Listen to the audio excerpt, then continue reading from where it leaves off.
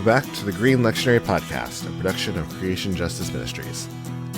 The Green Lectionary is a conversation on Scripture through the lens of creation justice. My name is Derek Weston, and today we will be looking at a text for the first week of Advent. My guests today are Pamela Dolan, Rector of the Episcopal Church of St. Martin in Davis, California, and Ben Yosua-Davis, Director of Applied Research of the BTS Center in Portland, Maine. Join us now as we look at Luke 21 through the lens of creation justice.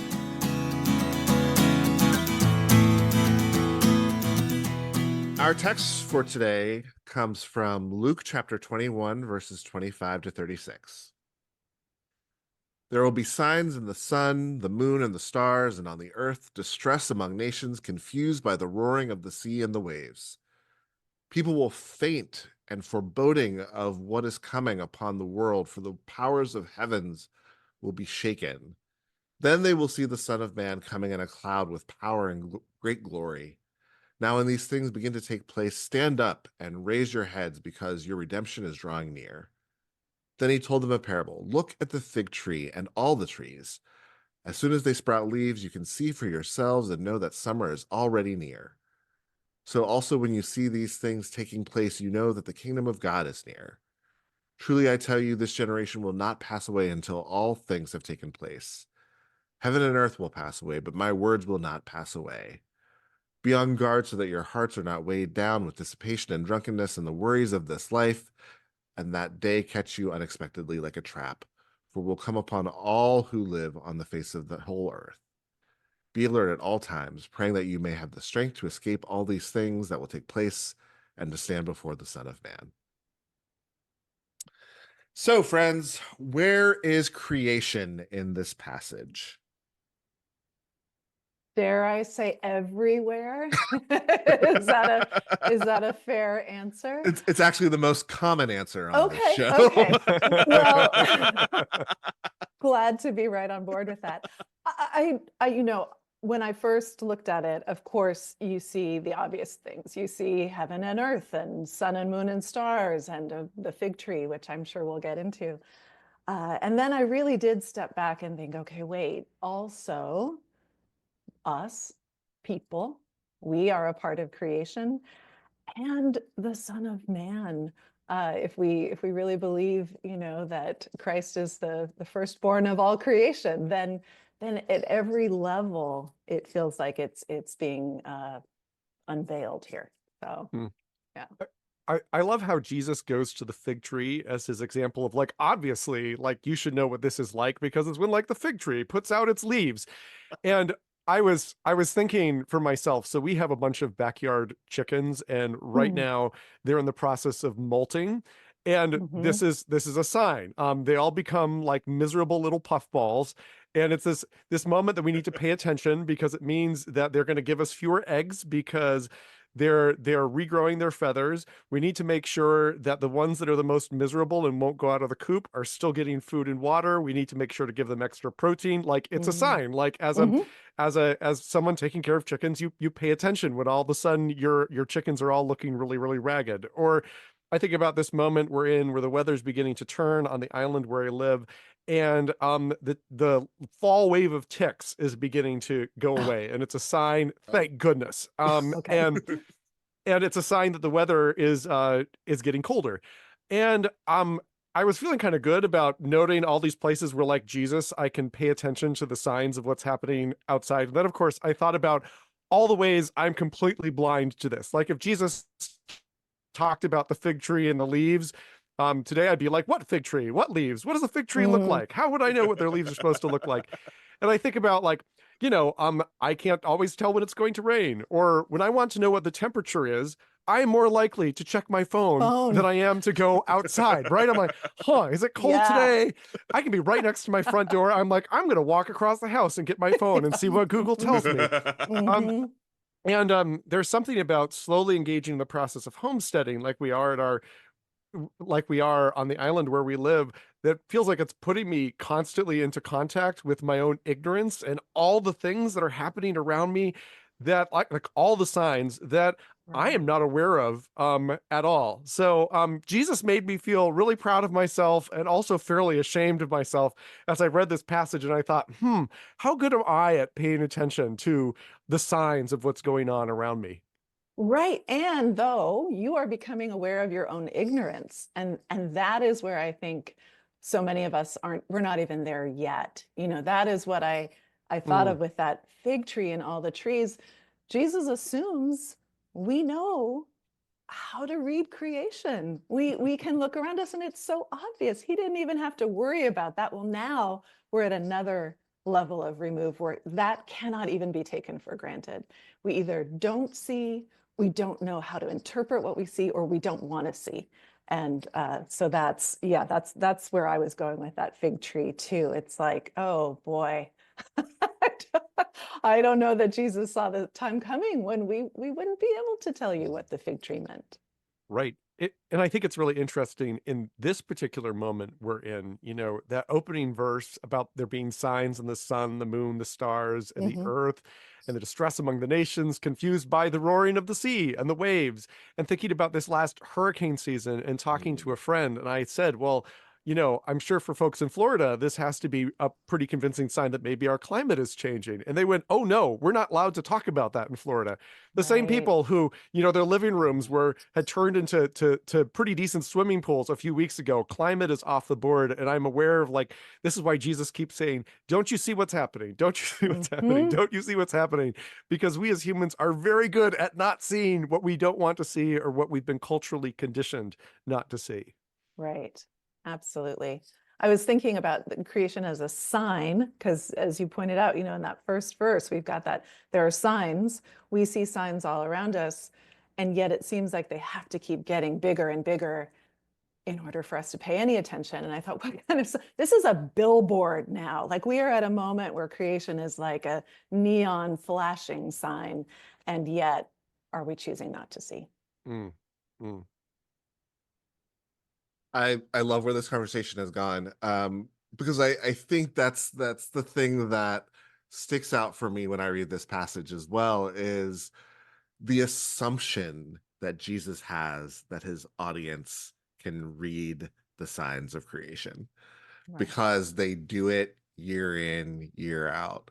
And Ben, I love, I love the example of your chickens. The closest thing I have is my cat gets a little furrier and a little friendlier. He's an indoor outdoor cat, and then like when it starts to get cold outside, he decides that he likes us and stays inside more. And it's like, oh, it must be about to get cold. But yeah, do we even pay attention other than the like very dramatic things, the changing of colors of the leaves?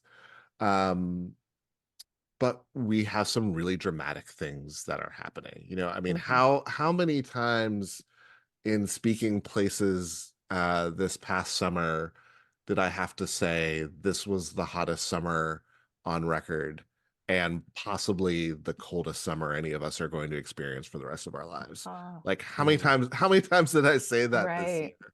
right. And people being like, "What? Mm. Really? Like we know it's getting hotter, but we're kind of the frog in the boiling water." Um, but there's this assumption that creation in this text, there's this assumption that Jesus has that creation is always speaking and that his audience is attuned to the speaking that creation is doing. And Pamela, like you said, I don't know that we can live with those same kind of assumptions anymore. Right. For two primary reasons, I think, both that we have in so many ways lost our cultural abilities around that. We're so out of touch with reading the signs. And also, I think Jesus was living in a time when people could assume that the signs were predictable and Mm, readable. hmm. So, when I look at the signs often and try to be attuned to them, they might be telling me something that is really out of step. A friend of mine just posted a picture of, I think it was a narcissus that was blooming in her yard in November. So what is that? How do we read that sign? Yeah. What if the fig tree is bringing forth leaves in December instead of in this? What do we do with that? So that concerns me deeply, obviously. Yeah. Yeah. I have tomatoes that are continuing to ripen. Mm-hmm.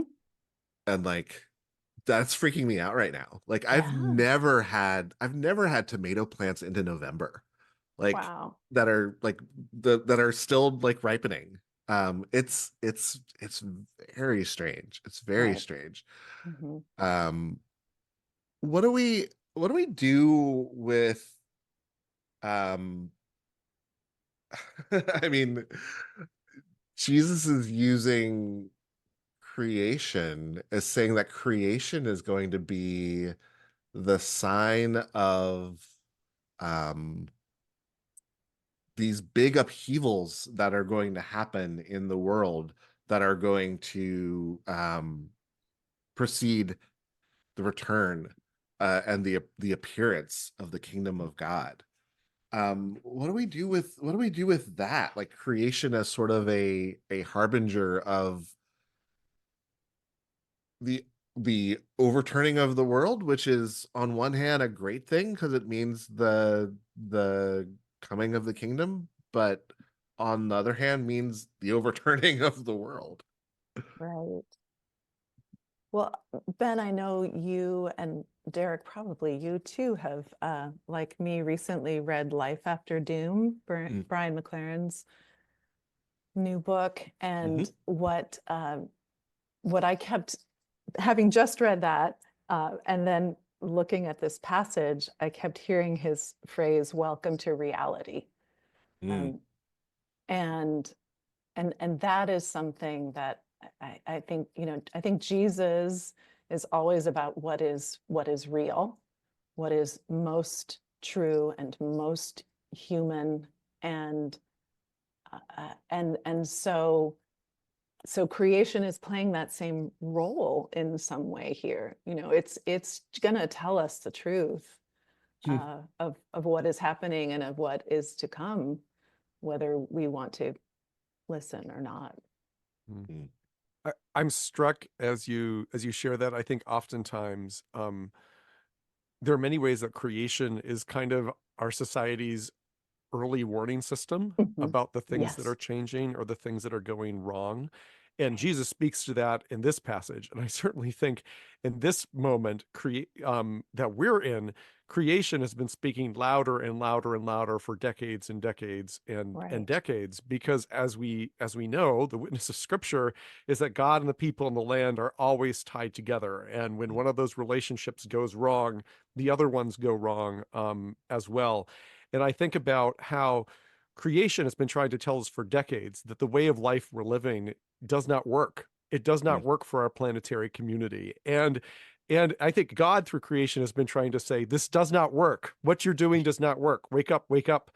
But we're also in this very particular moment where, in the first time in human history, we have really effectively silenced the voices of creation and deafened our ears. And we even have these frameworks where many people don't believe that beings that are not human can have a voice or can have fears or loves or yearnings or their own relationship or calling that has a sense of integrity with God. And so we're in this position where we've been very uniquely blinded. We've created this very carefully crafted artificial reality, this little artificial reality bubble that we live in, which means that we have lost, I think, a lot of the cultural skills about what does it mean to pay attention to our environment and to what's happening around us. Because even if we know things are concerning, we assume that someone else is going to go out and fix it, right? That's the narrative of privilege. Brian McLaren talks about fossil fueled hope, this idea that like money can solve everything because with fossil fuels, like money can buy energy and eventually we can kind of work our way to a solution. But what happens when the signs of the time change and that's no longer possible? Then it has to, I feel like my experience has been, is that creation has been calling me and calling us back into this older relationship where, again, we have to pay attention to what it's telling us. We have to learn how to respond. And we also have to learn to acknowledge that our power and agency in responding to this moment is not infinite. Jesus does not say, and here are the 5 things you can do to stop that. It's more, be on your guard and be prepared to respond, because like the hurricane is Right. coming regardless of what you do. And there is no politician or brilliant entrepreneur or incredible scientist who can fix that. And so the question is not, how do you prevent the thing from coming? It's, can you pay attention and respond out of your best self when it does? Absolutely. I love that. Our agency in this. Verse 28, stand up and raise your heads because your redemption is drawing near. I think that's the call. That's those of us who are hearing this, who are seeing this, need to do that. And I know that's a privilege too. I mean, I understand that there are people who can't right now. But for those of us who can, I don't know that there's a more important invitation, exhortation in the gospel than do this now. Be counted, be aware, and be a witness. We've gotten into this territory a little bit, but let me move on to our second question. How do you think God wants us to interact with creation based off of the things that we've been talking about so far? Well, Ben, you've said it so well. It's pay attention, learn to live with creation. I mean, just stop thinking of interacting and just recognize that we are very much creation as much as all of our, more than human community of friends and neighbors. So I think it's that. I think it's pay attention and forget the illusion of separateness, because what is happening to the earth as it's giving us this sign after sign after sign is happening to us, and we can't hold this separateness for much longer, if we even should be trying to. I love that. I love that. And I don't have much to add to that, except maybe to suggest a practice for those of us who, for whom this may be a very unfamiliar skill, because this is what you've described has been very neatly kind of excised from our worldview. And that's a practice called Lectio Terra. Derek, I think you've actually done this with us BTS Center folks once or twice. This is a process of reading scripture, much a la Lectio Divina, which I'm sure many of you who are listening have engaged with before, except this is inviting you into conversation with God and the text and the land, following that same process that Lectio Divina does. We've now done this in a lot of different settings, at annual gatherings, in program settings, and also in congregations. And the thing that we keep hearing back is when people experiment with the idea that the land might have a voice, like you're inviting the land into conversation, and it might be a tree or a pond or a flower or a field or another being, people come back shocked that they hear something every single time. Wow. And so for me, part of what I want to encourage those of you who might be listening who are wondering, yes, but how do you do this really big thing of eliminating this illusion of separateness? Sometimes starting with some very basic practices, like just listening and just see what happens, can be a really wonderful way to get into a big question like this. That's fantastic. That sounds like a practice I need to try. And I think about, for me, it mostly happens when I make myself just get outside and walk, and don't always go looking for the most beautiful place, as much as I love that. Walk where I am, walk in my neighborhood, walk where it's dry, because I'm in Northern California and it's so dry here, and let myself see the pain that creation is feeling, and don't run away from it. Yeah.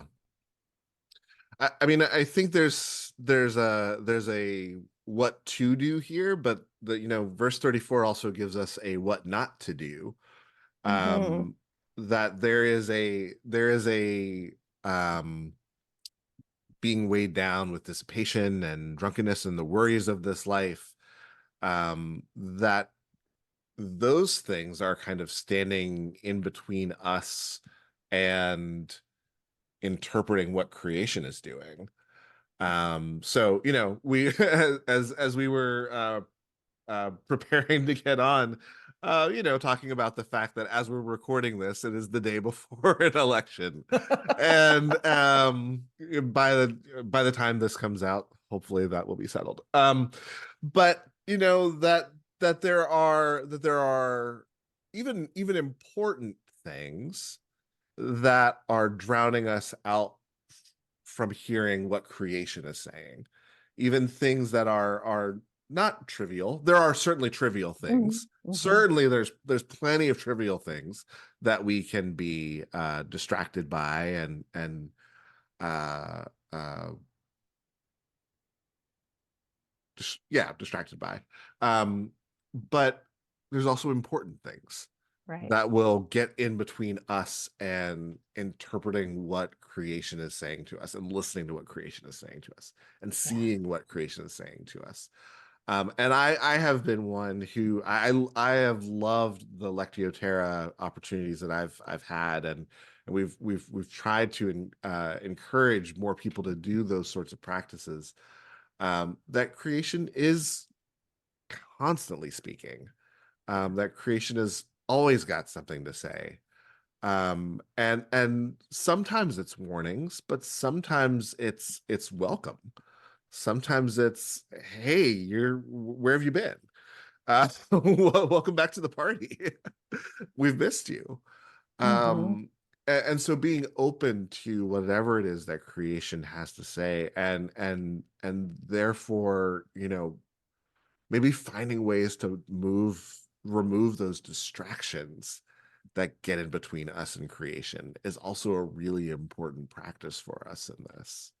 Mm.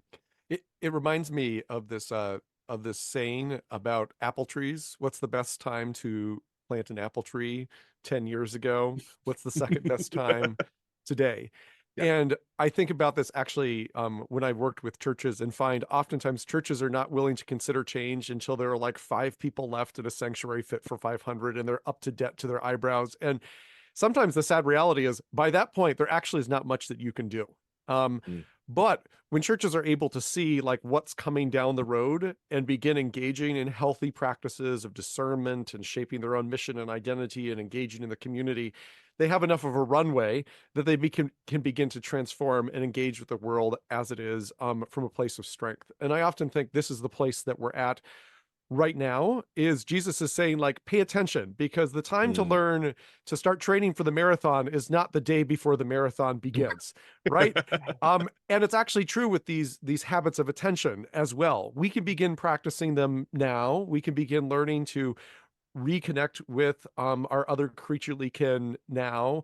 We can learn how to care for our community, both the human and the other the human now, rather than the moment that comes where it may in fact be a necessity. And that, to me at least, is part of the invitation of this passage, is Jesus saying, Mm. this is coming. You can see all the signs. We don't know exactly when it's coming, but you can start waiting in a good way. You can start preparing now. So when the day comes, you'll be ready. And that Mm. in itself is a form of agency and grace and a gift.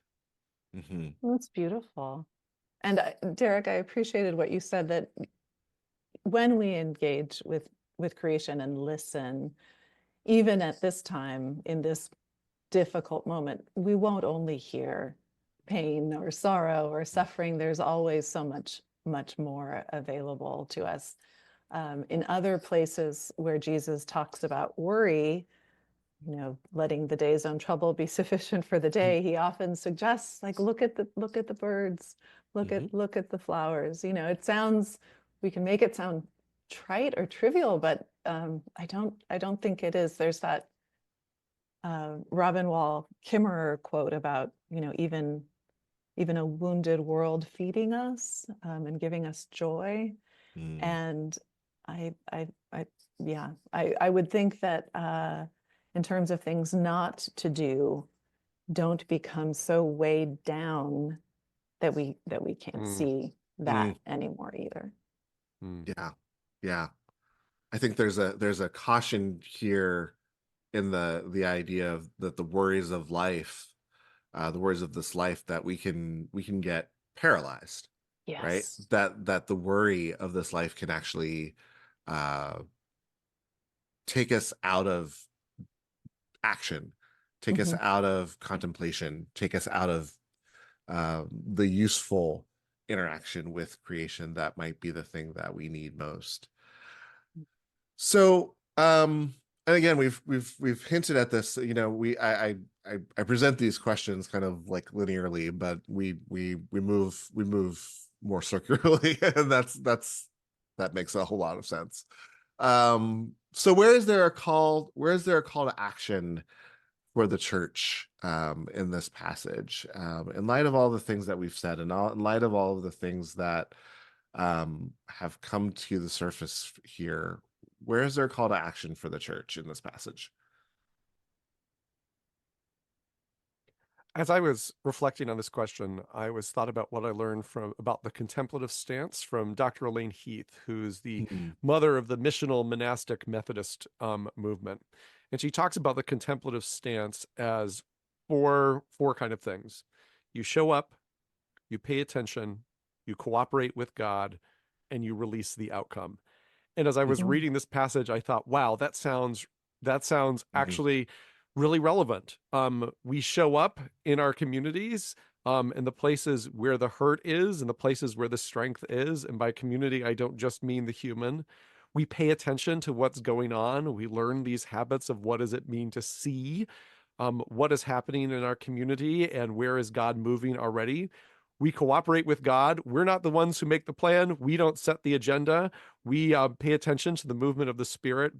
And then we release the outcome, knowing that there's a lot we can't control, but that God blesses our involvement in what is unfolding, regardless what the outcome is. So I think in many ways, in this moment where I'm just aware of more and more that we as a society or we as a church don't have control over, that we maybe felt not too long ago like we did have control over, that it's important for me to show up in a way that makes me really open to what is happening in the world around me. It also allows me to release the outcome to say the integrity of my participation is actually what matters. Oh, I need to work on that last one. Oh, yes. Boy, it's hard for me to let go. It's hard for me to let go of the outcome, but you're right. The integrity of our participation and the quality of our attention. I mean, just to go back to that, which you raised up as well, I think that is a gift that the church has, perhaps uniquely, I mean, other religious traditions as well, to speak the truth and to teach us in community to pay attention, to slow down, to learn these skills of contemplation. I'm thinking, you know, after this conversation, I want to do my whole Advent. I'm going to do a sermon series on just how we pay attention and what we pay attention to. That would be a great thing for us to learn together as a community. More and more, I think about the need for contemplative practices in our climate changed world, and that how that feels for very activist people, that might feel counterintuitive, but I actually feel that without the contemplative practices, we might be skipping a step. We might be skipping the step that cultivates our love for the more than human world. We might be skipping the step that reminds us of our connection to all of creation. We might be skipping the step that allows us to hear what creation is saying to us and asking of us. And I'm really drawn to the idea that Ben, what you've offered us as sort of a roadmap of kind of contemplative thinking and contemplative practice is really compelling to me. I think because going back to sort of the way this ends, Jesus doesn't tell us that we can change any of these things. Jesus tells us these things are going to happen. Mhm. And Jesus asks us to hold a certain posture while these things are happening so that we can endure and so that there can be a remnant of some kind that endures through the things that are coming. And I think that's the space for contemplation. That's the space for letting go of the results, letting go of being in control of what happens. Yeah. I love that. I love that as a framework for our thinking of call to action for the church. And it applies to so much more than climate change, doesn't it? I mean, you named that we're recording this on November 4th, and to show up and pay attention. We do the things we know we have to do and should do. I don't think either of you needs to hear this, and probably none of our listeners need to hear this, but I do want to just say that last verse, about escape, I think if I were preaching this, I would want to say, this is not telling us that, what happens to the world doesn't matter, because we're all gonna end up somewhere nice eventually anyway. This is not an excuse to say, well, there's nothing that we can do about it, so what's going to happen is going to happen. I really struggled with that word escape. And also wondered if praying that you may have the strength to escape all these things that will take place. As you said, they're going to take place. We can't stop them from taking place. First of all, is that you plural? I'm hoping what that means is that we will have the strength and then be able to stand before the Son of Man. But I don't know what escape means here, or what to do with that. Yeah, and I think this is one place where I feel my social distance from the Gospels, because Jesus was not talking to people like me. Jesus was talking to poor, oppressed people for whom survival was a real open question. And so there are so many ways to understand that word escape. Maybe Jesus is in part saying at a very practical level to people who are under the heel of empire, and so will be crushed when empire comes down, like, make sure you have your escape plan, make sure you have your go bag ready. Like, don't be naive. And then also, though, escape is also about, I think about how when systems are about to collapse, the dynamics that characterize the systems become more intense and more coercive. And I wonder if there's also kind of a level at which when we see that these big disruptions are headed towards us, there's a tendency to really want to hold on to the things that constitute our normal, and kind of get sucked into that spiritual imagination. Like when things fall apart, it's not that everyone goes, oh yes, we should all go through a period of deconstruction and then gently learn to release all these things. No, we hold on for dear life. And I wonder if part of what Jesus is saying is make sure that spiritually you're not getting caught up in that narrative, which is going to become really strong in your society, in your family. Make sure that you are keeping your eyes on what is actually important, because it is really easy to get trapped in those narratives, the louder and the more coercive and the more frantic that they get. And it's true for our congregations as well, right? Where my experience is when congregations start hitting the institutional skids is when they start looking to the business world for answers about what leadership and vitality look like. Because it's really hard to slow down and take a big breath and say, okay, what's the story we're a part of? Who has God called us to be? And I wonder if that's part of what Jesus is calling us to, is the preparation is, I mean, maybe it is very material and practical, and we shouldn't de-emphasize that, but it's also about how are we spiritually going to respond to these coercive spiritual dynamics that are going to be a part of this process. And there is a kind of like the save us from the time of trial, or lead us not into temptation. Mm. Wow. Yeah, I love that. I think what I'm hearing from you is maybe part of the escape is, can we escape those temptations in verse 34 about getting weighed down and getting so distracted, and that escaping that dominant narrative, and being in a different place, a place of witness and integrity and authenticity.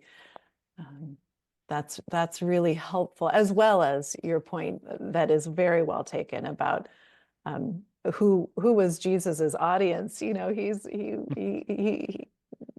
know, well, I believe in that preferential option for the poor, and so I think he's talking to people who, as you said, cannot take survival for granted. It's not a given.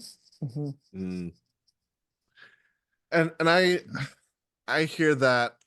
I love where this is going, and I also hear that piece of escape.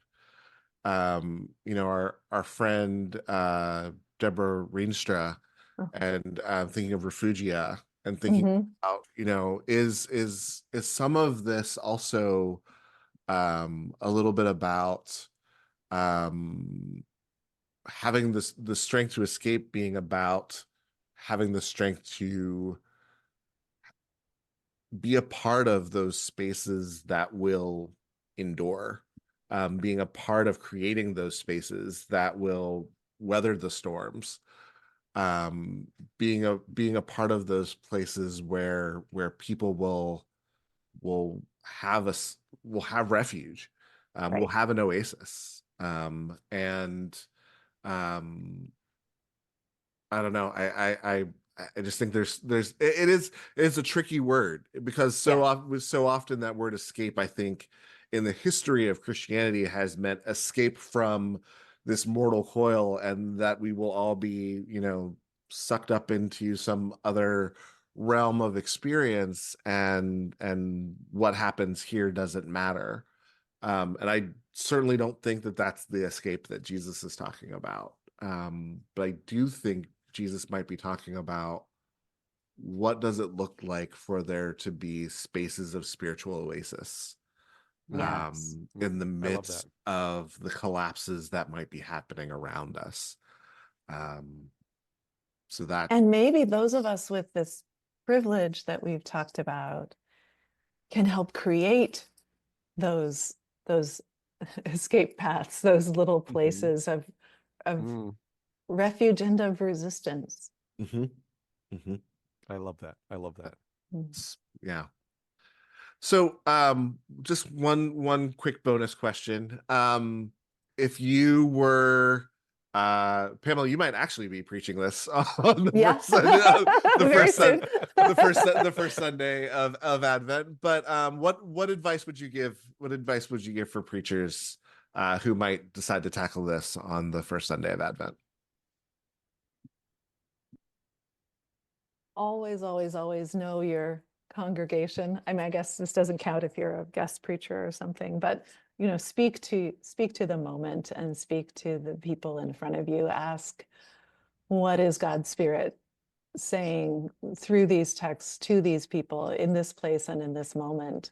And that could feel different a few weeks from now than it does today, but some of the themes are absolutely enduring. And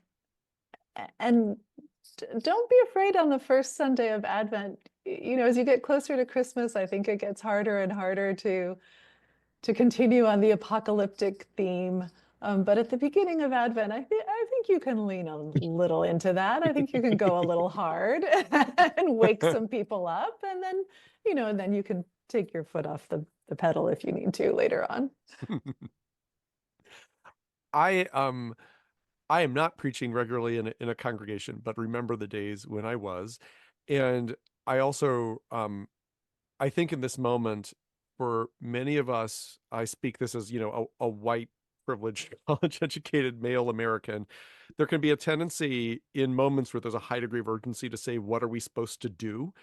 And I think one of the things that this passage invites us to do is actually say, what do you see? That's the place we need to start, is what do you see? And so I wonder how, in preaching this on the first Sunday of Advent, this time that is about preparation for the coming of something new, which feels very apropos right now, what it would be like to invite people not to immediately in their urgency run to action, to how do we fix this? How do we solve this? But to encourage people to actually kind of sit back a little bit and pay attention to what do you see? Not just what's on surface, but what are the signs that we're seeing from creation, from the patterns we see present in the ways that we're relating with one another, and actually encourage people before they run off to the next place to like stop and see. It's like Bayo Kumalefe says, the times are very urgent, therefore we must slow down. This Yes. feels like a really great time maybe to lift up that quote and lift up what that posture would look like. I love Wow. that quote. Mhm. that like I wish it was broadcast far and wide. But I also I love that observation, Ben, that like the need to do is going to be regardless of how, again, day before the election, but regardless of how things are going, the temptation to do is going to be heavy. It's going to be strong. And yeah, this text is giving us a caution to pay attention and listen and ask what we see, particularly what we're seeing from the more than human world. And sorry, that's just, No. as you said, as you both were talking about see, we refer to this as an apocalyptic text, and that's what apocalypse is all about. It's about lifting that veil and seeing. That's right. And so I go back to that relief of having, reality exposed. Maybe some of our congregations even need to hear that. Like, does it actually feel good to just hear the truth? Just and sit with that. I love what you said earlier about creation as truth teller. That's an idea that's going to be sitting with me for a while. I love that. And yeah, we need to hear truth. So often we run from truth. Yeah. This has been a great conversation. Pamela, Ben, thank you so much for this. This has been so much fun. I'm so grateful for your wisdom and your insight, and just appreciate all that you two have brought to this conversation. Well, thank you. I came with so many questions, and it was wonderful to be engaged in conversation with both of you. It's such a privilege to be.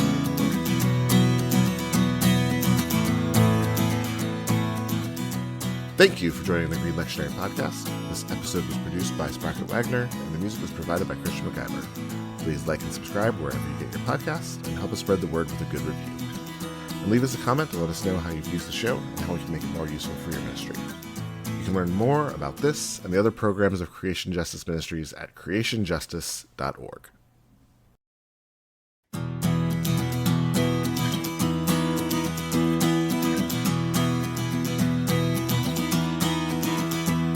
Our story comes alive within these pages, for every time and place throughout the ages.